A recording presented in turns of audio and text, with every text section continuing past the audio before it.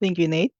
All right, so the fifth file that you may need to submit to CalPADS is a post-secondary status file. So the post-secondary status or PSTS file is only required for LEAs who have secondary education, so who have high schools and who may be operating a CTE pathway program or California program who in their district.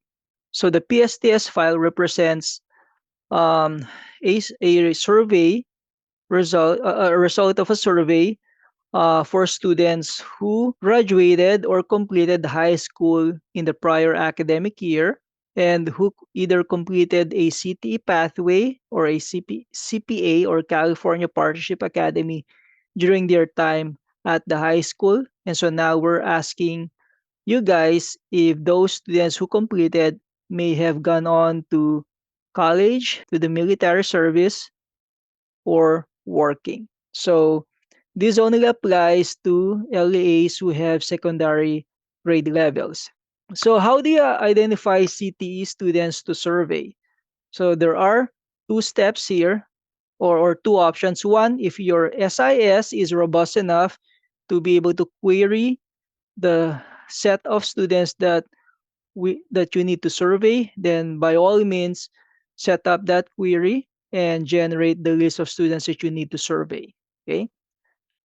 However, if your SIS does not have that ability, you can run multiple CalPADS reports that would give you that list. So for the CalPADS reports, you have to run ODS report 8.1a, student profile exits list, so that we will know who completed high school last year. And then after that, you have to run snapshot report 320 for 3 consecutive years to determine who among those completers may have completed a CTE pathway in any of these academic years that they were enrolled in the school. Okay. All right. So in a nutshell, this is how you do it. So essentially, you have report 8.1a for 22-23. You use exit code E230 and filter for this completion status exit codes, and then filter for grade levels 12 and 11. Okay, then that's your list of completers for this year.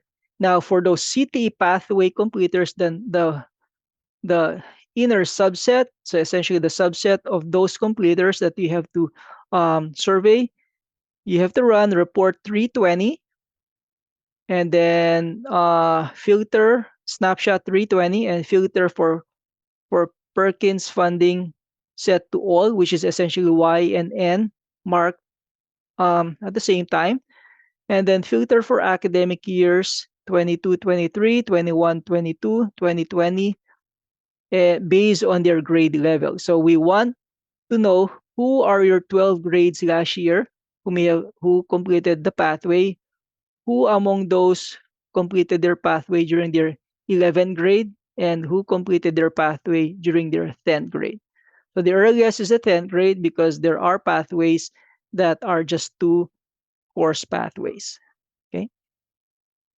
So this just represents a survey list, the filters that you need to run for each of those reports. Okay. Ignore the academic year, that should be 22-23. So, but this is essentially what you need to run. You have to have the academic year, grade level, enrollment status, exit reason code, and the completion, and then the dates. For the snapshot, you have to run 320 3 times, each time associated to a specific grade level. So for 22-23, you have to run it for 12th grade, 21-22, 11, 2020 would be 10. So this is essentially that. So make sure that the Perkins CTEG fundable indicator is set to a Y and N, because sometimes there are LEAs who really don't receive Perkins or CTEG funding, uh, but are but have what do you call this? But have a CTE pathway, and this is also essentially a way to tell us that some of your classes that the students completed in were not taught by a highly qualified credentialed CTE teacher. So if that was not marked as a yes, then of course it won't be included. And that's why you have to mark this as a Y and N at the same time. So once you have those students, you then have your list, then you can go to the CalPADS user manual survey PSTS page and download the survey template.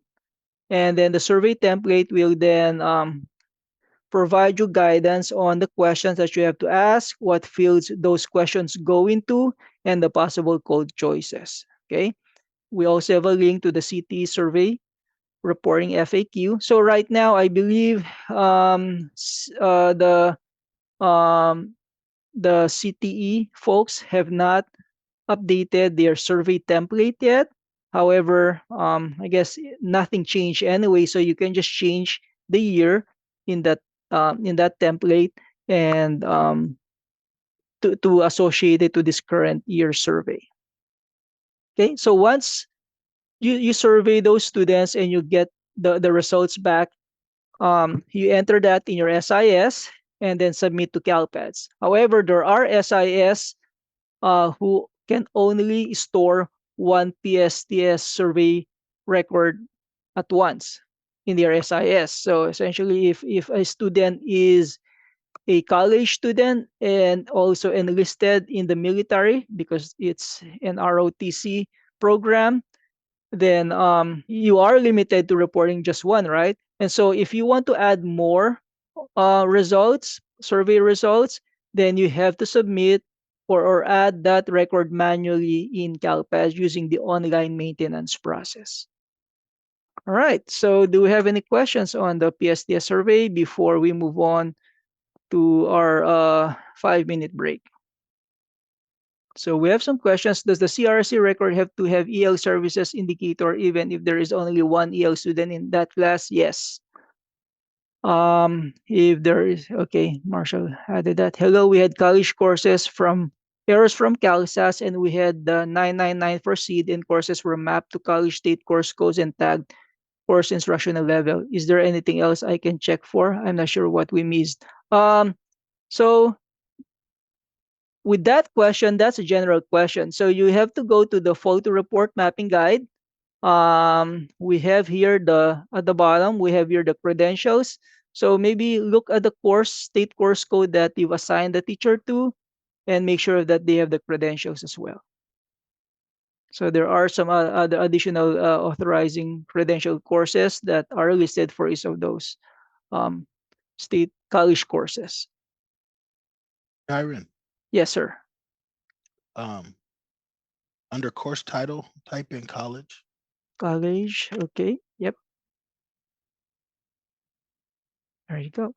And then on the under notes, you, Notes. um, you don't have to type anything, Yeah. but the notes and the credential sections will tell you even these course codes have you know credential requirements. Yeah. So it's very important to report them correctly, but they should be identified through CalSAS as a predetermined uh, local assignment option 76004.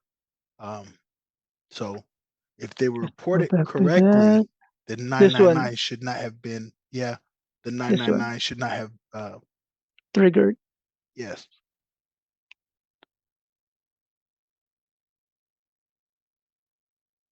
Okay. Thank you, Nate.